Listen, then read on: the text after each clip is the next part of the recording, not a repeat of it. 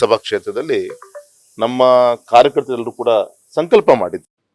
ನಾವು ಈ ಬಾರಿ 1 ಲಕ್ಷಕ್ಕಿಂತ ಹೆಚ್ಚಿನ ಅಂತರದಲ್ಲಿ ಬಿಜೆಪಿಯನ್ನ ನಿಮ್ಮ ರಾಘಣ್ಣನ ನಾವು ಗೆಲ್ಲಿಸ್ತೀವಿ. ಒಂದು ಗೌರವಂತ ಪ್ರಧಾನಮಂತ್ರಿಗಳು ಮುಂದೆ ಯಾವತ್ತರ ಆ ಬೈಂದು ಕ್ಷೇತ್ರಕ್ಕೆ ಕೊಲ್ಲೂರು ತಾಯಿಯ ಒಂದು ದರ್ಶನ ಕರ್ಕೊಂಡ್ಬರುವಂತ ಒಂದು ಪ್ರಯತ್ನ ಆಗ್ಬೇಕು ಅನ್ನೋದು ಒಂದು ಅವ್ರದ್ದೆಲ್ಲರೂ ಕೂಡ ಪ್ರಾರ್ಥನೆ ಇದೆ. ಆದ್ರೆ ಈಗಾಗಲೇ ಬೇರೆ ಬೇರೆ ರೀತಿಯಂತ ಸಂದೇಶ ಅಲ್ಲಿಗೆ ತಲುಪಿ PM ಆಫೀಸಿಂದ ಅಧಿಕೃತವಾಗಿ ನಮ್ಮ ಕಚೇರಿಗೆ ಫೋನ್ ಬಂದಿದೆ. ಗೌರವಿತ ನಮ್ಮ ಶಾಸಕರ ಕರೆ ಬಂದು ಏನು ಎಂತ ಎಲ್ಲದೂ ಕೂಡ ಕ್ರಾಸ್ ವೆರಿಫಿಕೇಶನ್ ಶುರು ತಗೊಂಡಿದ್ದಾರೆ. ಅಂದ್ರೆ ಇಷ್ಟು ಸೂಕ್ಷ್ಮವಾಗಿ ಎಲ್ಲದೂ ಕೂಡ ಗಮನಿಸ್ತಾ ಇದ್ದಾರೆ ಅನ್ನಕ್ಕೆ ಒಂದು ಕಾರ್ಯಕ್ರಮ, ಒಂದು ಉತ್ಸಾಹ, ಇಂಥ ದೊಡ್ಡ ಒಂದು ಸಂಕಲ್ಪನ ಬೈಂದೂರಿನಲ್ಲಿ ಮಾಡಿದ್ದಾರೆ.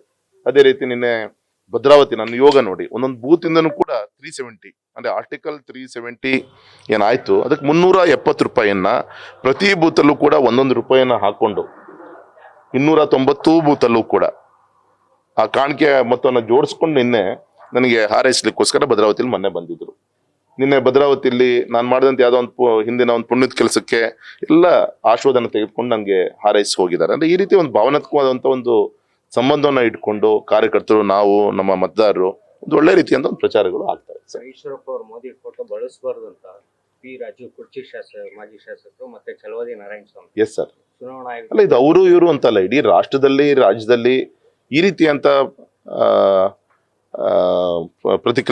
ಪ್ರಕ್ರಿಯೆಗಳು ಏನು ಆಗ್ತಾ ಇದೆ, ಅದು ಒಂದು ನಮ್ಮ ಸಂವಿಧಾನಬದ್ಧ ಅಂತ ನಮ್ಮ ಪಕ್ಷದ ಒಂದು ಚೌಕಟ್ಟಲ್ಲಿರುವಂತ ಒಂದು ಅವಕಾಶ. ಅದನ್ನ ಅವರು ಕೇಳುವಂತ ಪ್ರಯತ್ನವನ್ನ ಚುನಾವಣಾ ಆಯೋಗದ ಮುಂಭಾಗದಲ್ಲಿ ಅವರು ಮಾಡಿದ್ದಾರೆ.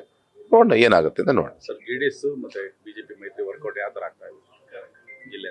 ತುಂಬಾ ಒಳ್ಳೆ ರೀತಿ ಅಂತ.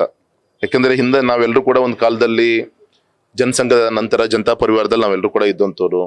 ವಿಶೇಷವಾಗಿ ಎಮರ್ಜೆನ್ಸಿಯ ಸಂದರ್ಭದಲ್ಲಿ ಎಲ್ಲರನ್ನು ಕೂಡ ಜೈಲಿ ಹಾಟಿದಂತ ಈ ಒಂದು ಕಾಂಗ್ರೆಸ್ ಪಕ್ಷ. ಹಾಗೆ ಇದು ಎಲ್ಲದೂ ಒಂದು ದೊಡ್ಡ ಇತಿಹಾಸನೇ ಇದೆ. ಹಾಗಾಗಿ ಇವತ್ತು ಗೌರವಂತ ದೇವೇಗೌಡರಂತ ಹಿರಿಯ ನಾಯಕರ ಒಂದು ಆಶೀರ್ವಾದ ಸಿಕ್ಕಿರೋದು ತುಂಬಾ ದೊಡ್ಡ ಒಂದು ನಮ್ಮ ಸಂಘಟನೆಗೂ ಕೂಡ ಶಕ್ತಿ ಬಂದಂಗ ಆಗಿದೆ. ಮತ್ತೆ ಅನೇಕ ಅವರ ಚಿಂತನೆಗಳು, ನಮ್ಮ ಪಕ್ಷ ಚಿಂತನೆಗಳು ಒಂದೇ ದಿಕ್ಕಲ್ಲಿ ಇರೋದ್ರಿಂದ 100ಕ್ಕೆ 100 ರೈತರ ಪರವಾದಂತ ನಿಲುವುಗಳು ಇರ್ಬೋದು, ಎಲ್ಲ ವಿಚಾರಗಳು ಕೂಡ ಈ ಬಾರಿ ಒಳ್ಳೆ ಒಂದು ಆಶೀರ್ವಾದ ಆಗಿ ಚುನಾವಣೆಯಲ್ಲಿ ಬರ್ತಾರೆ. ಗೌರವಿತ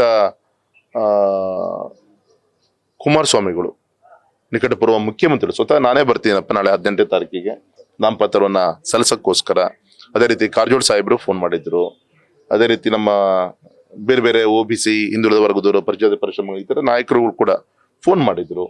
ನಾಳೆ ನಾವು ಹೊಳೆಹೊನ್ನೂರಲ್ಲಿ ಪ್ರಜಾತಿ ಒಂದು ದೊಡ್ಡ ಒಂದು ಬಡವರ ಒಂದು ಸಮಾವೇಶ ಅಲ್ಲಿ ಆಗ್ತಾ ಇದೆ.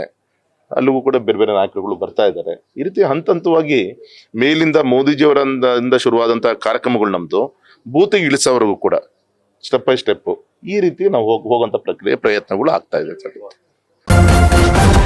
ನ್ಯೂಸ್ ಫಸ್ಟ್, ನಿರ್ಭೀತಿಯಿಂದ ನಿಮ್ಮ ಪರವಾಗಿ.